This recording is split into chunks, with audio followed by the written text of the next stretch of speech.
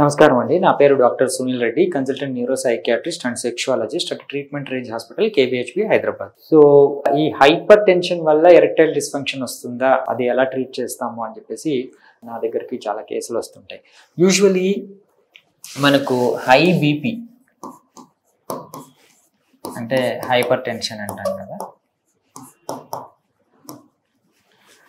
ఈ hyper tension వల్ల అసలు ఎందుకు ఎరెక్టైల్ డిస్ఫంక్షన్ వస్తుంది?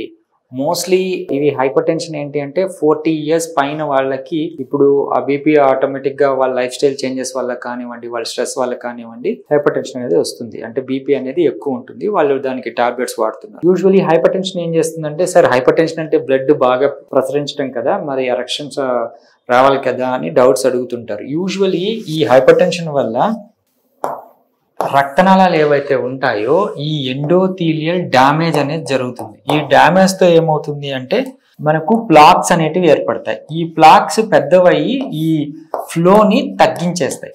బేసికలీ ఈ విధంగా మనకు రక్త సరఫరా అనేది ఈ ఎండ్ ఆర్టరీస్ అంటే ఎండ్ ఆర్గాన్స్ అంటాము, ఎండ్ ఆర్టరీస్ అంటాము, ఈ కిడ్నీ ఇష్యూస్ కానివ్వండి, ఎరెక్టైల్ డిస్ఫంక్షన్ కానివ్వండి, హార్ట్ ఇష్యూస్ కానివ్వండి, ఈ హైపర్ టెన్షన్ వల్ల జరుగుతాయి.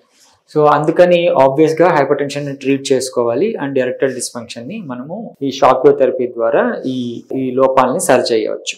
బేసికలీ ఈ హైపర్ టెన్షనే కాకుండా హైపర్ టెన్షన్ కి యూజ్ చేసే మెడికేషన్స్ తో కూడా ఎరెక్టైల్ డిస్ఫంక్షన్ రావచ్చు. అదేంటి సార్, నేను 10 సంవత్సరాల నుంచి వాడుతున్నాను, మరి అప్పుడు లేనిది ఇప్పుడు ఎందుకు వస్తుంది? So there is a chance. Like hyper tension కి మనము బీటా బ్లాకర్స్ కానివ్వండి, థైరాయిడ్ డైరెటిక్స్ కానివ్వండి, లైక్ సింపుల్ మనం పాత రోజుల్లో వాడే ఆంబ్లోటిపిన్స్, ఇట్లాంటివి కూడా మనకు ఎరెక్టైల్ డిస్ఫంక్షన్. కానీ ఇవన్నీ ట్రాన్సియంట్. ఆ మెడికేషన్స్ ని స్విచ్ చేయటము, వేరే మెడికేషన్స్ పెట్టడం ద్వారా మనకు ఈ ఎరెక్టైల్ డిస్ఫంక్షన్ ని కరెక్ట్ చేసుకోవచ్చు.